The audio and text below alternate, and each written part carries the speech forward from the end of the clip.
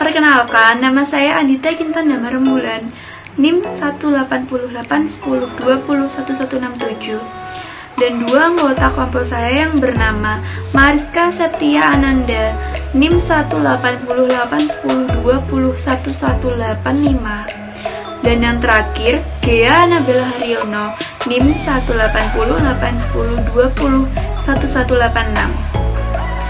Di sini kami kelompok 7 yang akan menjelaskan materi mengelola khayalan dan menciptakan gagasan bisnis.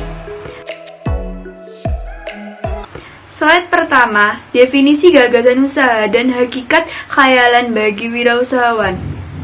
Gagasan adalah suatu yang dapat mendatangkan inspirasi pelaku yang mendorong munculnya suatu ide usaha dan menduga lebih awal apakah ide yang muncul ini akan dapat menghasilkan suatu nilai tambahan atau tidak.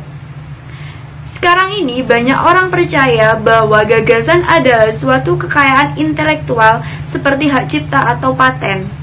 Di dalam Kamus Besar Bahasa Indonesia, ide diartikan sebagai rancangan yang tersusun di pikiran. Ide yang sudah dinyatakan menjadi suatu perbuatan adalah karya cipta. Jika sudah ada ide, hal pertama yang harus dilakukan adalah bergerak. Karena tanpa itu, ide hanyalah menjadi sebuah pemikiran saja.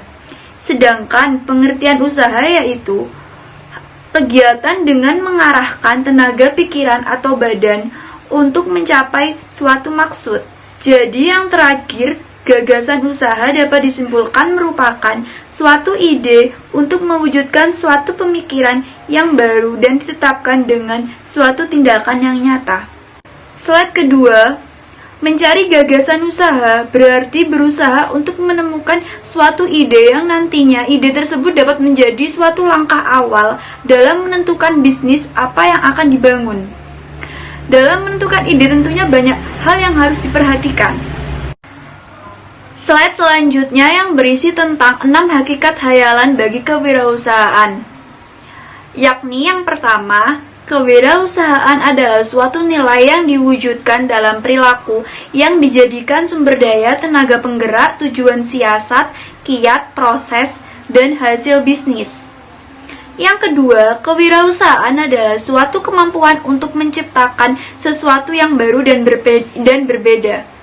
Yang ketiga, kewirausahaan adalah suatu proses penerapan kreativitas dan inovasi dalam memecahkan persoalan dan menemukan peluang untuk memperbaiki kehidupan. Yang keempat, kewirausahaan adalah suatu nilai yang diperlukan untuk memulai suatu usaha dan perkembangan usaha. Yang kelima, kewirausahaan adalah suatu proses dalam mengerjakan sesuatu yang baru dan sesuatu yang berbeda yang bermanfaat memberikan nilai yang lebih. Terakhir, kewirausahaan adalah usaha menciptakan nilai tambah dengan jalan mengombinasikan sumber-sumber melalui cara-cara baru dan berbeda untuk memenangkan persaingan.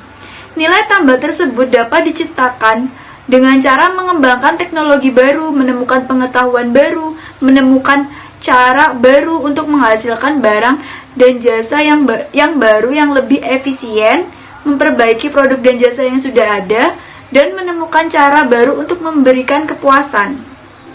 Kesimpulan dari keenam hakikat tersebut, kewirausahaan dapat didefinisikan sebagai kemampuan kreatif dan inovatif yang dijadikan kiat dasar sumber daya, proses, dan perjuangan untuk menciptakan nilai tambah barang dan jasa yang dilakukan dengan keberanian untuk menghadapi resiko. Untuk slide selanjutnya yang akan dibahas oleh teman saya, Mariska Septia Ananda. Dan yang selanjutnya adalah bagaimana cara mengelola suatu khayalan menjadi gagasan yang menguntungkan dengan benar. Yang pertama yaitu ada melakukan survei atau pengamatan langsung ke lokasi. Tentunya di mana ketika kita sedang melakukan survei atau pengamatan langsung ke suatu lokasi, tentunya kita akan menimbulkan ide-ide baru, gagasan-gagasan baru untuk usaha yang akan kita jalani. Dan yang selanjutnya ada menghimpun seluruh pengalaman mengenai usaha yang pernah ditekuni sebelumnya. Pengalaman itu tentunya sangat penting. Banyak pengalaman merupakan hal yang sangat penting. Guru terbaik merupakan pengalaman. Jadi tentunya kita harus memiliki pengalaman yang baik untuk dapat menjadi bahan evaluasi terhadap usaha yang akan kita tekuni. Dan yang selanjutnya, mendengar atau melakukan diskusi mengenai usaha khusus pada usaha yang sedang diminati saat ini. Kita tentunya tidak hanya mendengar salah satu sumber saja, tentunya kita juga memiliki beberapa orang yang sudah berpengalaman di bidangnya, berkompeten di bidangnya, untuk kita jadikan bahan pembelajaran bagaimana sih usaha kita yang akan kita tekuni di kemudian hari, apa saja sih yang kurang dan bagaimana kinerja para SDM-nya. Tentunya kita perlu banyak belajar dan mengetahui hal tersebut dari orang-orang yang telah berkompeten di bidangnya. Dan yang selanjutnya, ketiga kegiatan tersebut sebenarnya merupakan tahapan awal dalam melakukan identifikasi ide ataupun gagasan usaha. Setelah kita mencapai 3 ide ataupun gagasan yang telah saya jelaskan tadi, tentunya ke depannya kita juga tetap akan menghadapi masalah-masalah dalam aspek-aspek yang berbeda, seperti dalam sudut pandang ekonomi, kemampuan teknis, ketersediaan sumber daya manusia, khususnya berkaitan dengan keterampilan juga dengan keuangan yang ada. Di mana dari sisi aspek ekonomi dalam suatu usaha itu sangatlah penting. Ketika suatu perusahaan ataupun suatu badan usaha yang tidak bisa mengelola keuangannya dengan baik, tidak bisa mengelola finansialnya dengan baik, tentunya hal tersebut sangat berpengaruh besar dalam kegiatan usaha tersebut. Semuanya akan kacau ketika kita tidak bisa mengelola bagian keuangan dengan baik, mulai dari sumber daya manusianya, modal, transaksi, produksi, itu semuanya akan menjadi kacau. Begitu juga dengan sumber daya manusianya. Ketika kita salah memilih sumber daya manusia yang kita akan bekerja sama dengan usaha kita, tentunya hal tersebut juga akan mempengaruhi hasil produksi dan hasil distribusi hasil usaha kita. Ketika kita memilih suatu SDM yang salah, semuanya akan menjadi kacau dalam suatu usaha kita. Seperti saya dapat ambil contoh, ketika keterampilan dan kemampuan yang dimiliki oleh SDM tidak sesuai dengan yang diinginkan oleh perusahaan, tentunya hal tersebut akan membuat masalah dalam usaha tersebut. Seperti halnya dapat mengakibatkan keterlambatan dalam berproduksi. Lalu pembahasan selanjutnya adalah mengenai bagaimana cara kita dalam menangkap, memanfaatkan, dan juga mengembangkan sebuah peluang usaha secara inovatif dan juga kreatif.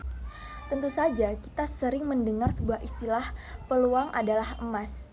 Namun, peluang tidak dapat menghasilkan hasil jika kita tidak mengetahui bagaimana cara memulainya, bagaimana cara memanfaatkannya, dan juga bagaimana cara mengembangkannya. Oleh karena itu, seorang pengusaha dituntut untuk dapat memiliki pemikiran cerdik dalam menangkap dan juga memanfaatkan sebuah peluang yang ada.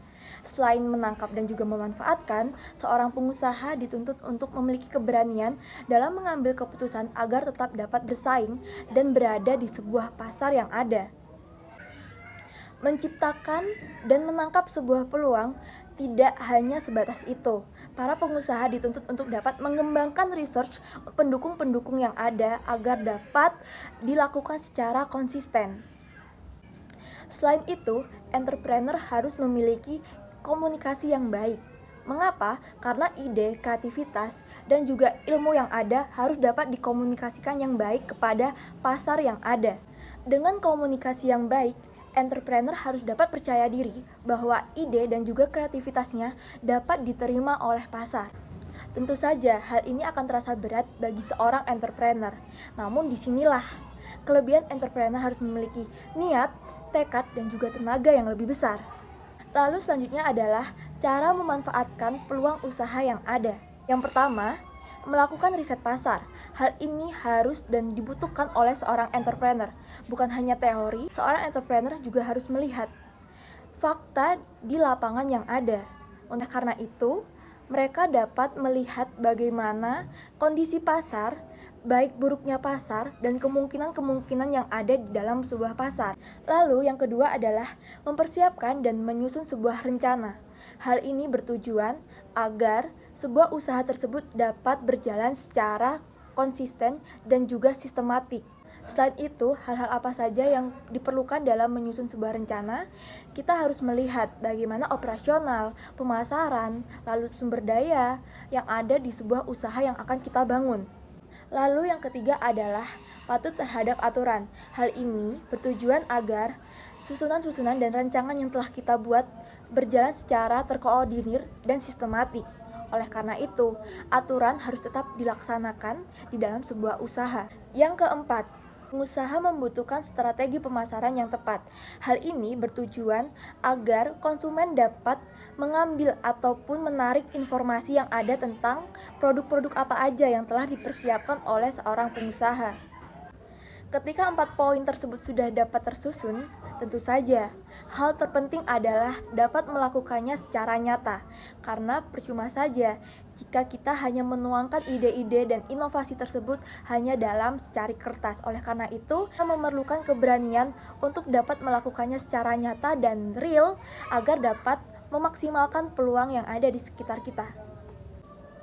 Berikut beberapa langkah dalam mengembangkan ide usaha. Yang pertama, menetapkan dengan jelas bagaimana ide usaha tersebut akan berjalan.